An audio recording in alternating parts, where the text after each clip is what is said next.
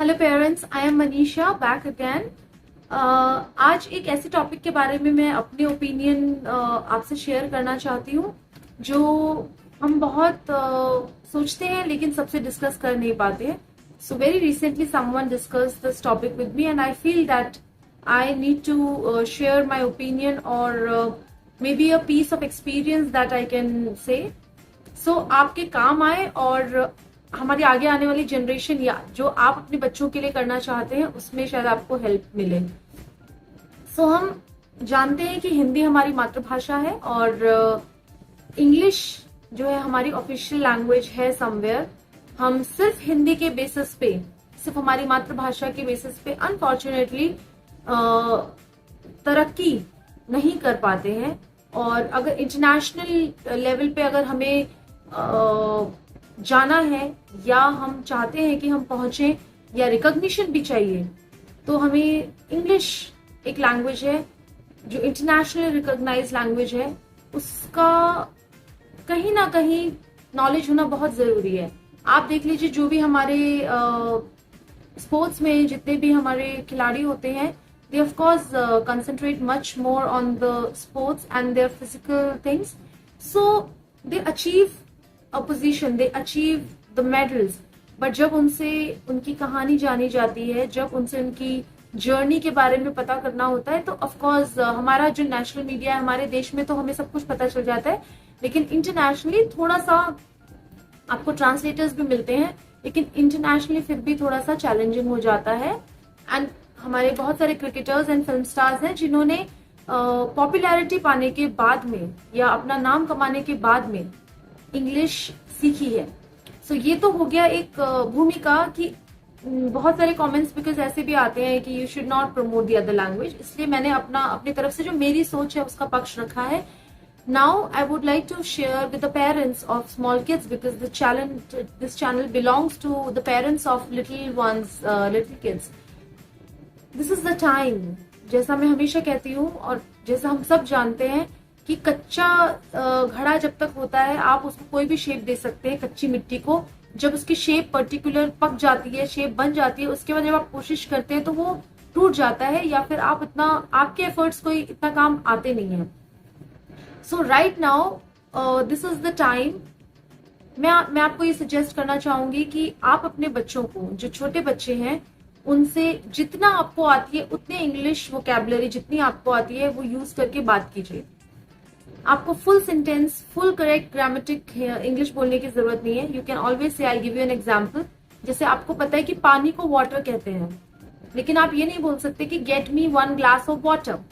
आप ये बोलिए, बेटा वाटर लेके आओगे। ओके, तो आपने एक वर्ड इस सेंटेंस में वाटर बोला सिर्फ, बट कहीं ना कहीं ये एक वोकैबुलरी ऐड कर दिया आपने इंग्लिश की बच्चे के दिमाग में। आपकी वोकैबुलरी बच्चे से तो बेटर ही है ना।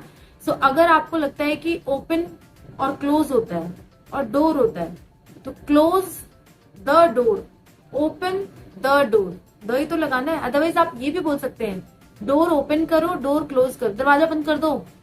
उससे बेटर है आप, अगर इंग्लिश में आप बच्चा चाहते कि इंट्रोड्यूस हो जाए, तो आप ऐसा बोल सकते हैं। बिकॉज देखिए, Hindi is something we generally use, so उसकी वोकैबुलरी ऑटोमेटिक डेवलप्ड होती है। We have to work upon the other language. उसके अलावा बच्चे जो कार्टून देखते हैं, बच्चे जो टीवी पे शो देखते हैं या कुछ भी देखते हैं, try to show them in English.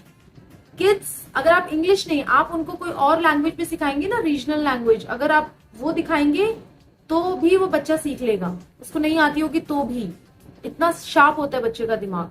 सो आपको लगता है ना आपको नहीं समझ आ रहा, लेकिन बच्चे को समझ में आएगा। So that's why I am saying cartoon to be on safer side, because cartoons जो है उनमें, इंग्लिश कार्टून्स में मेरा पर्सनल एक्सपीरियंस है कि फाउल लैंग्वेज नहीं यूज होती है। हिंदी में थोड़ा सा बल्कि हमें विजिलेंट होना पड़ता है, सुपरवाइज करना पड़ता है, but English specially I would say for example Peppa Pig, Paw Patrol and Tom and Jerry also. So ये कुछ कार्टून्स हैं जिनसे कि हम बच्चों को मोरल लेसन ये भी सिखा सकते हैं। जो स्टोरीज, जो राइम्स होती है, वो आप इंग्लिश की दिखाइए। आप बच्चे से कुछ जरूरी नहीं कि आपने अगर उसको दिखाया है तो आप पूछें या वो तुरंत बोलने लग जाएगा। उसकी वोकैबुलरी के उसके माइंड में डेवलप भी हो रही है और वो यूज नहीं भी कर रहा तो भी एटलीस्ट वो बहुत सारी चीजों से अवेयर हो रहा है, बहुत सारी सिचुएशन से अवेयर हो रहा है। सो अगर आप उसको कभी इंटरनेशनल स्कूल या कहीं ऐसी जगह पे भेजें जहां पे बहुत लोग इंग्लिश में बात करें, तो बिल्कुल ही आउट ऑफ द बॉक्स या ऑड वन आउट नहीं फील करेगा अगर वो अंडरस्टैंड कर सकता है। सो पहला हमारा मोटिव है कि हम बच्चे को अंडरस्टैंड कराएं। अंडरस्टैंड कैसे कराएंगे? खुद से कुछ वर्ड्स को यूज करके वो आपकी जनरल वोकेबलरी में आप शामिल कर लीजिए और ऐसे बच्चे को लर्न हो जाए, मतलब वोकेबलरी आपने इंट्रोड्यूस कर दी। उसके बाद प्रैक्टिस। फर्स्ट है अंडरस्टैंड कराना, उसके बाद प्रैक्टिस। विदाउट अंडरस्टैंडिंग आप बच्चे से प्रैक्टिस भी कराएंगे तो क्या फायदा? Johnny Johnny yes papa, eating sugar no papa, आपने रटवा दिया लेकिन बच्चे को पता ही नहीं वो क्यों गा रहा है, इसका मतलब क्या है। जब तक उसको मतलब नहीं समझ आएगा तब तक देयर इज नो पॉइंट। अगर बच्चा बहुत फ्लुएंट इंग्लिश बोल भी रहा है, इंग्लिश में कोई राइम बोल रहा है, आप उसका मतलब उसको समझाइए। जैसे पापा बोल रहे हैं जॉनी जॉनी, तो जॉनी बोल रहा है यस पापा। ईटिंग शुगर, तो जॉनी बोल रहा है नो पापा। तो बच्चा ऑटोमेटिकली इस बात को समझेगा और यूटिलाइज करेगा अपनी लाइफ में कि जब मम्मा मुझे बोलेगी अब मेरे नाम से तो मैं यस मम्मा बोलूंगा या यस पापा जो भी है। So this is one way. Another very good way is to play a game. जैसे एटलस होता है वैसे ही आप वोकेबलरी गेम खेल सकते हैं। जैसे मैंने बोला एंट, आप टी से बोलो टेबल, ई से बोलो ईट, टी से बोलो टू। बच्चे को कोई अगर आइटम का नाम याद नहीं आया तो उसने टू बोल दिया, TWO या TO, फाइन, वोकेबलरी डेवलप हो रही है। आप चाहे उसमें कंजक्शन प्रपोजिशन कुछ भी डाल रहे हैं, बट ऐसा गेम खेलिए जिससे बच्चे की वोकेबलरी, उसको लगेगा ना लिमिटेड वर्ड्स, मैंने आई से इतने वर्ड्स तो बोल दिए, अब मेरे पास और वर्ड्स होने चाहिए, वो कैच करने लग जाएगा। जहां पे भी उसको आई से आइलैंड सुनाई देगा ना तो ओ अब अगली बार मम्मा से प्ले करूंगा तो I use this word. So this is the way वो बच्चा अपने माइंड में सेट करने लग जाएगा, कैच करने लग जाएगा। एंड स्लोली आप मतलब this is like fun way में यू कैन लर्न। इनफैक्ट जिन पेरेंट्स को नहीं भी आती अगर इंग्लिश बहुत अच्छे से, सो जस्ट फॉर फन आप अपनी वोकेबलरी खुद ऐसे डेवलप कर सकते हैं by playing with the kids. Because बच्चों के बुक्स में आप एक और गेम, मेरे को इस बात से याद आया कि जो बच्चों की बुक्स होती हैं उसमें आप गेम प्ले कर सकते हैं कि आई से एक वर्ड मैं फाइंड करूंगी, यू नो। अब वो डी, आपने एक आई से जो वर्ड फाइंड किया उसको आपने सर्कल किया, आईलैंड फॉर एग्जाम्पल। अब बच्चे को फाइंड करना है डी से, सो उसका रिकॉग्निशन भी, अब वो डी से फाइंड करे तो बोलेगा भी ना, डी से डू फाइंड किया मैंने, ओ से ऑरेंज फाइंड किया या ऑर्फनेज फाइंड किया।